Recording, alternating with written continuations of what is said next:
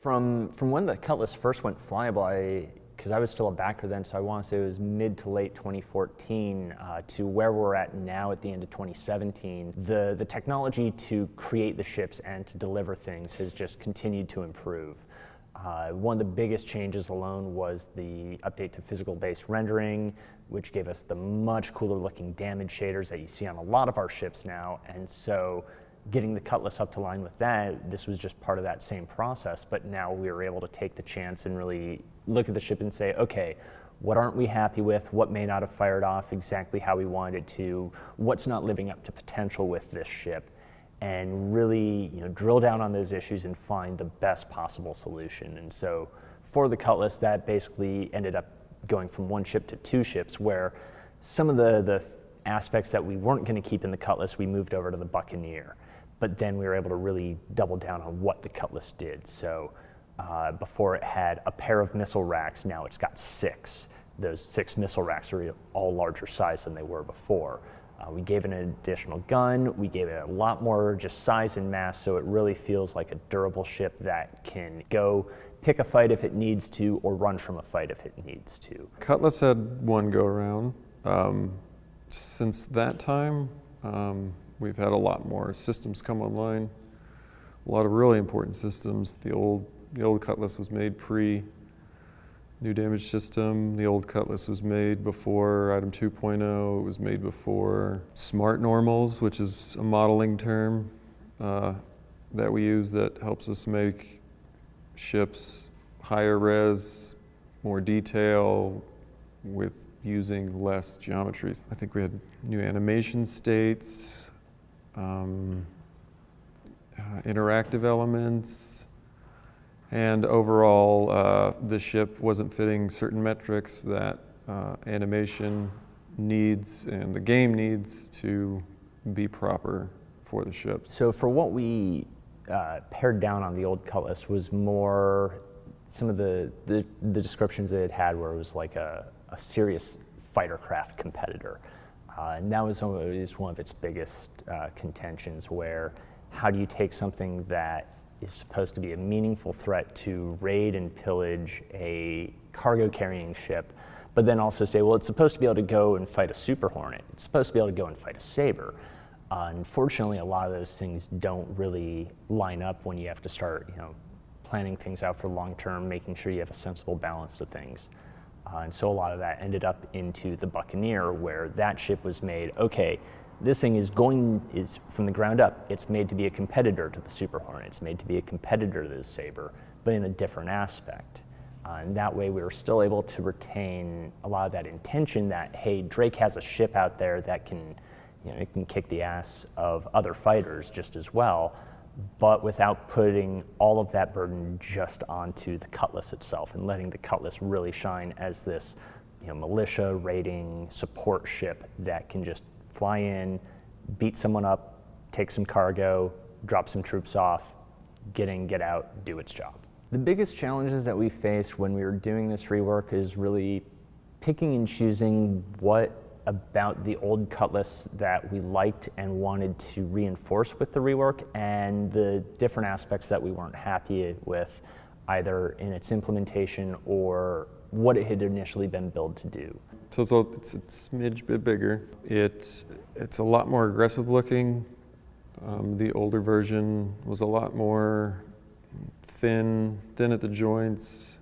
It's got a more appealing silhouette. It's got a lot more aggressive silhouette now that will translate over the variants a lot better now. We did a couple of meetings on the Cutlass before getting into the rework.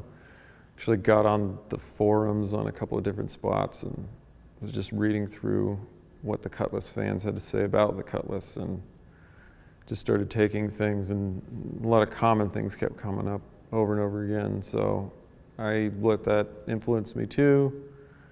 I know this ship is loved by a lot of people, and when the ship's already out there, unlike the Herald, when the ship's already out there, it has an already fan base, people already have this ship, and I want to make them happy and give them a little bit extra in the process.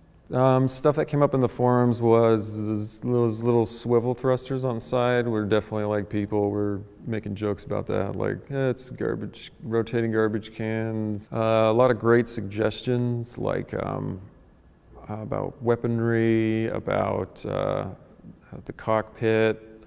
Big one, which was, we already knew about this in-house, but a lot of people brought this up, and that was the way the cockpit functioned. So you had your pilot, your co-pilot, and they sat much like in a jet fighter, pilot in the front, co-pilot in the back. But however, in the Cutlass, because of the size limitations, the entire assembly was off to the left-hand side. And then when everybody's in their seat, it aligns to the middle. Now that presents a lot of problems when it comes to a game. If I'm the pilot and the co-pilot wants to get out, it starts creating issues, or if there's blocker issues now. So I knew that needed to be addressed. So that got addressed. We reworked the style and positioning on all of its maneuvering thrusters, going away from articulated gimbaled thrusters that on the old model looked kind of flappy and never really lined up, to a much more evenly distributed fixed thruster layout. So now the ship has immediate force on every single axis it could want for turning, strafing, pitching, rolling, whatever it needs to do. It will have that force there available, but also it won't have to worry about, oh, I've lost a thruster. I've just lost 50% of my maneuverability. No, you could lose a wing and you still won't lose 50% of your maneuvering to any one axis along the ship. Drake Cutlass fans are pretty adamant about like the role of the ship and how it works and what it's used for. Before I'm doing a redo, just to make sure I'm on the right track. I'm on track in-house and I'm on track with expectations on the outside. So fans are really good about sending me just inspirational stuff. They'd send me like material reference or like diagrams on certain things. And I actually use quite a bit of reference material sent to me. So overall, the reworked Cutlass should feel like a lot more of what you already had with the Cutlass. The biggest difference will probably be its handling. So just the extra weapons, extra thruster or maneuvering thrusters along the ship, the side doors, extra seating, a lot of that is there to make sure that when the Cutlass has a job to do, it knows it can do it well. Especially because of all the artwork that Josh Coons did for rebuilding this ship, it just looks so much better than it did before, where it sells the original concept art. It feels like that intimidating kind of a pirate craft. You don't look at it anymore and think, oh, well, that wing kind of looks brittle.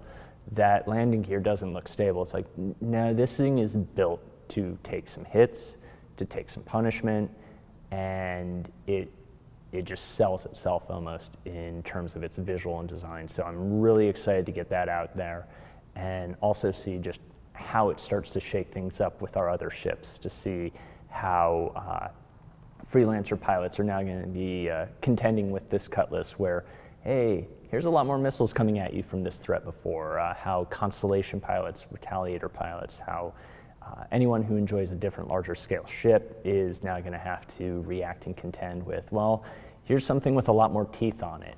Be ready for that. Outlaws like Drake. And part of that is, Drake makes a bit more no frills, cover your own ass type ships. The history behind that ship is, this takes me back to me being a World War II nerd. So this company, Drake, had put a ship design up for possible, mass production manufacturer for being, a mainstream fighter.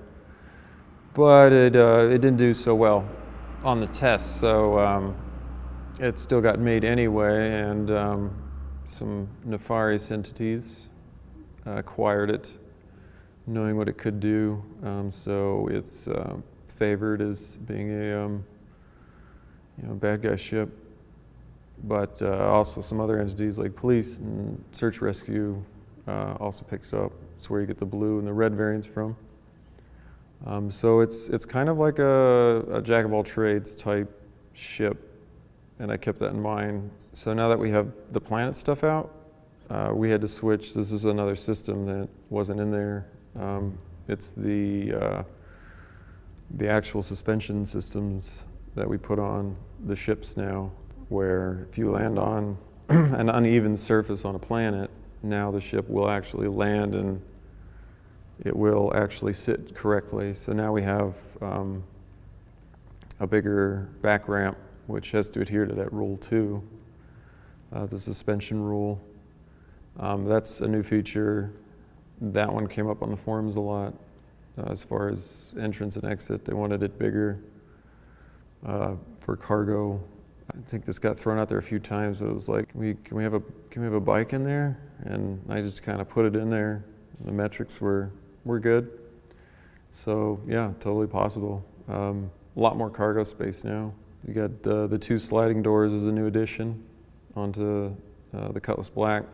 Those will also be on the blue and the red. And we're still getting good ideas from the community and in-house about other possible things we could do, like side-mounted guns, where you open the door on the side and you start firing out the side. And that one got me really excited.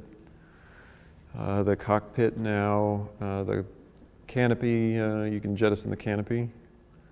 Unlike the other ships, this is Drake we're talking about, so it's a little bit more stripped down. So when you jettison in a Drake, it's more Top Gun. So, and when I say Top Gun, I mean like when it malfunctions. So you hit the top and the top comes off, but you got to get out of the seat yourself. You don't have all the fancy bells and whistles that the other ships have, which I think will probably make for some really funny footage in the future, which is situational type stuff with that type feature.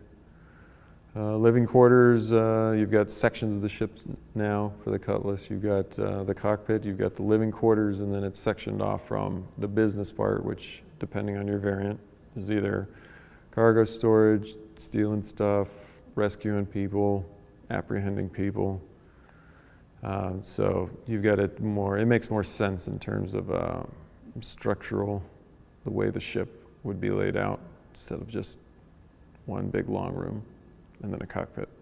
So now we're making sure that, okay, this ship can raid other ships, it needs to be able to attack something, capture some cargo from it, probably deploy some troops somewhere. So we're going to make sure it can absolutely do that. So it's got the jump seats it needs, it has the clearance it needs size-wise to make sure that players aren't, crouching or going through weird angles just to get in and out of a ship. You don't have to worry about getting stuck on weird, side doors in an off angle by the cockpit, or a one person through at a time enter or exit ramp in the back. We've made it far more accommodating to be sure. It's like, okay, you need to deploy people out, pop the side doors open, drop the rear ramp, dump everybody out of the ship, get them out as fast as possible. Need to load people back up, pile them in the ramp. Are you, in EVA, you can pop the side doors and let them in now, as opposed to having all these sort of awkward access points. Other studios, the fans will never even know what you're working on until the hype train starts, which is, 11, 12 months out before the game ships. But out here at CIG, we allow the fans to tour, and we show them what we're doing all the time. And as like an artist, being able to show and interact and talk and get feedback is like super invaluable, and it's gratifying. Instead of getting it all at once when you ship a game, you get it the entire time, which is super cool.